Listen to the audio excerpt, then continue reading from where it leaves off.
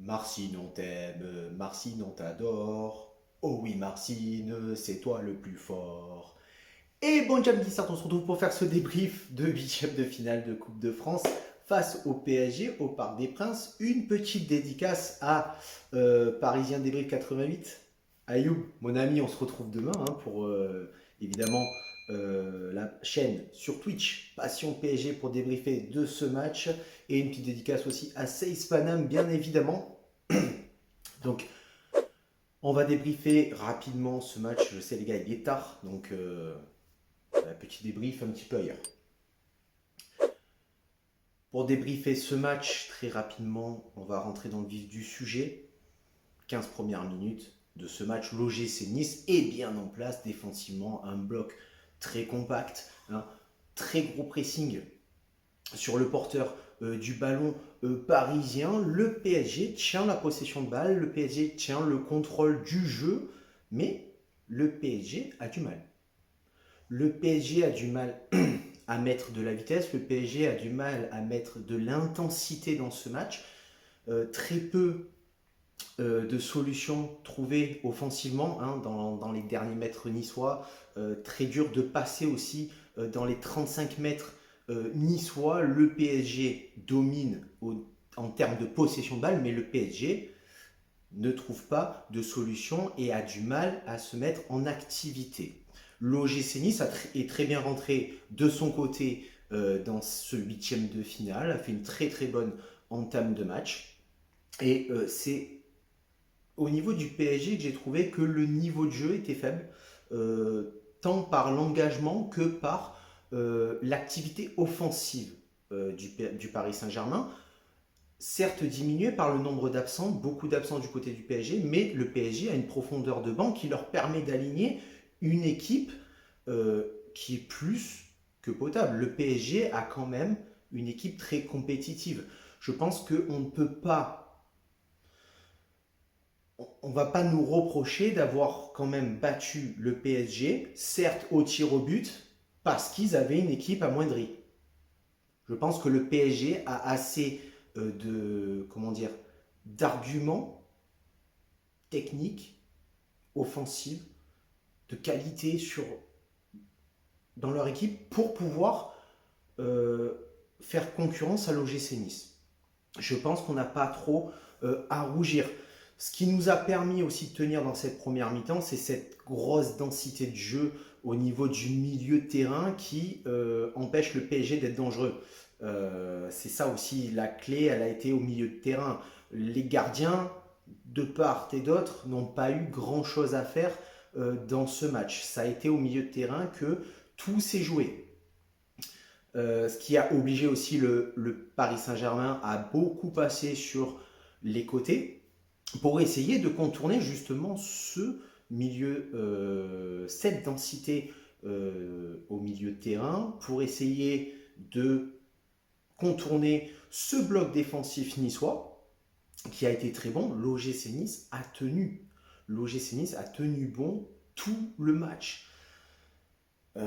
Une grosse pensée bien sûr pour le très très bon match de Justin Kluivert, le bon match de Amine Gouiri et cette masterclass pour moi. C'est vrai que je utilise très peu ce mot masterclass, mais et très peu pour ce joueur, mais très grosse masterclass de Khéphren Thuram dans ce match. Franchement, il n'y a rien à dire, il n'y a rien à redire. Khéphren Thuram monte en puissance, Khéphren Thuram prend de l'envergure, Khéphren Thuram est en train de devenir un énorme potentiel. Enfin, il révèle son potentiel. Enfin, on voit le vrai joueur qu'il est. Enfin, on voit ce vrai potentiel qu'il était à Monaco et qu'on n'avait encore pas vu jusqu'à présent.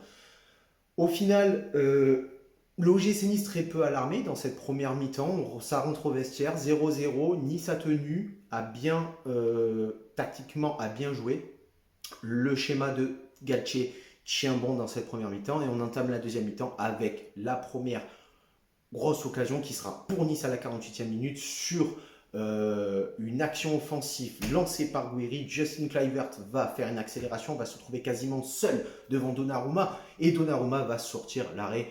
Donnarumma, c'est quand même le meilleur gardien européen, si ce n'est du monde actuellement. Tu joues face à une grosse pointure au niveau des gardiens, sachant qu'il était incertain en début de match. Très incertain. L'OGC Nice va continuer à amener le PSG tout doucement, hein, comme au match aller en championnat, comme dans cette première mi-temps, à aller tranquillement vers les tirs au but, tout simplement. Le PSG joue un petit peu à l'arrêt. Offensivement, ça peine à avancer, ça peine à mettre du rythme, à mettre de l'intensité, comme en première mi-temps. Ce qui va changer dans le match, c'est quand Kylian Mbappé va faire son entrée. Et c'est là que tu vas voir qu'il y a deux joueurs qui vont se démarquer du côté parisien. C'est Kylian Mbappé qui rentre et qui fait la différence, puisqu'il va apporter de la vitesse, et Marco Verratti qui va distribuer les ballons. À partir de ce moment-là, l'OGC Nice va un petit peu souffrir.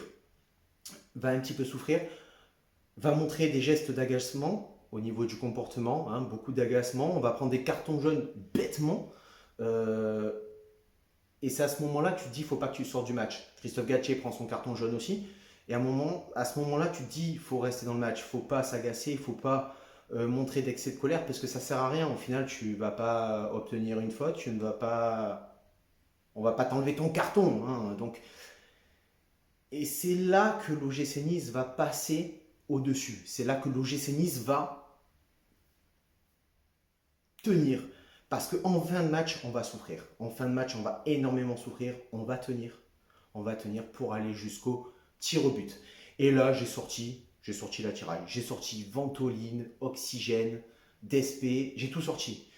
Parce que les pénaltys, moi je te le dis, ça me met en PLS.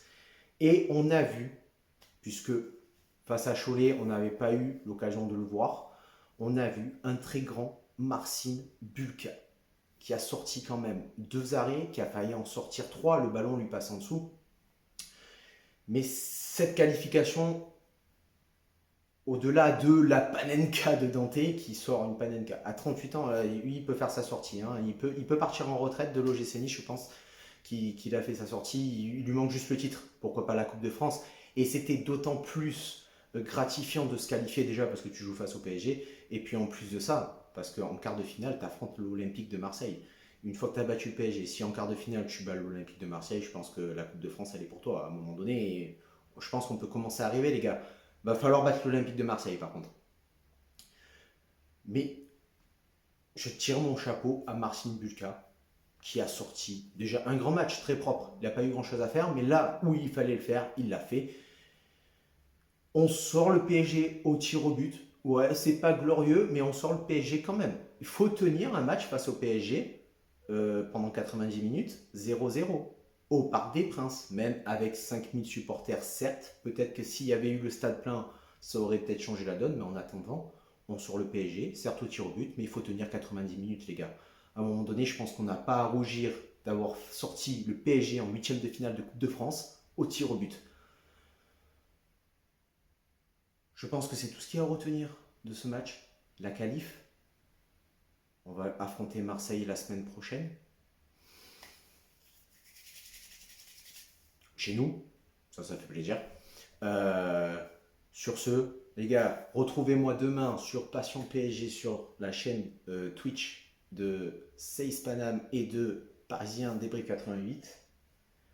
Sur ce, ciao Viva, la Bayette et Issa Nissa.